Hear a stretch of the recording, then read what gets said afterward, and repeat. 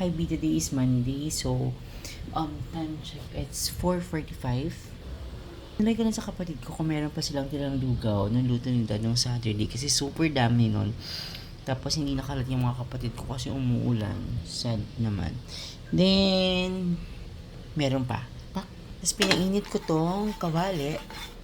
Nalagyan ko ng konting mantika para hindi dumilit yung lugaw. Na rin ako ng tokwa and at the same time naglaga ako ng isang egg para hindi sayang tubig. Tapos prito ko lang konti itong baggy pechay. Ayan siya. Tapos iwalay ko na. Iwalay natin.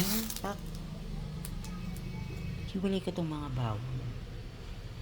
Balatan ko na itong egg.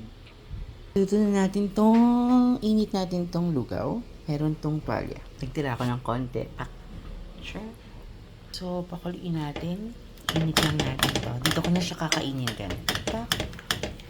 Lagyan natin tong egg. Tak. Lagyan natin yung bagyo pechay.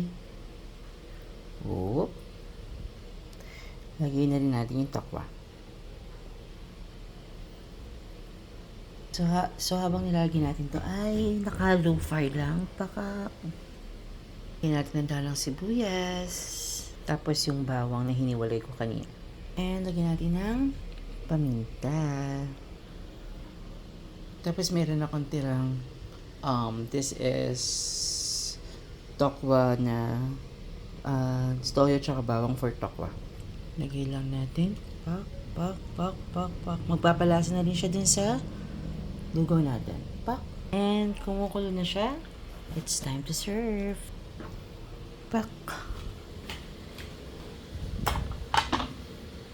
So, meron tong egg, meron baggy pechay, then I put steamed tokwa, and there's walya beer. Actually, tatlo to. Sabi ko, isa na lang para matipid ko siya.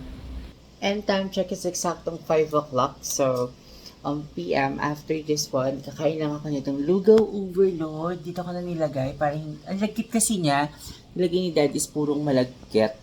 So, ayun. So, dito ko na lang siya kakainin. O, di ba? Pak, bongga.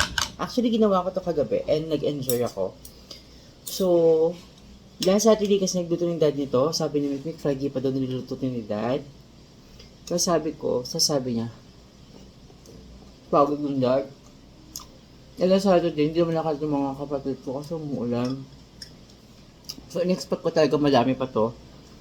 So, sabi ko kay Rona kanina, sabi ko, mayroon pa bang lugaw? Pengi.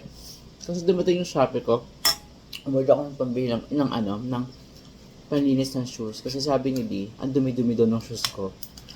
Ay, yun. Dapat mag-circuit ako. Tamad naman ako. But anyway, ayun. Tapos, sabi ko, ayun na nga. Tapos, nagkainom na ako, naglaba ako today. Ang hirap naman itong stripe. Actually, itong tuwalya, napdahan ko lang. Pero madali siyang nguyain. Sarap.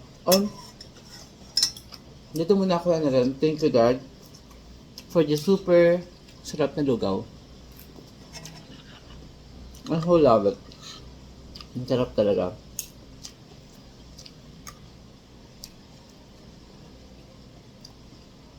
After this, tulog na ako. Nagtira pa ako na nung binigyan ako ni Rona kanina. Nagtira pa ako ng konti para bukas. Parang hindi naman to na ano to? Hindi naman to nasisira. Parang feeling ko lang. Ayun. Dito man ako. Sabi ni Father kanina, kung may pagkakataon kang tumulong ka, huwag mo na pagbubukas. Dito mo na ka ang super sarap. Thank you, Daddy. I love you. Yung talaga yung birthday ng tatay na dyan, guys. Happy birthday, tatay. I love you. Thank you, God. Ang sarap.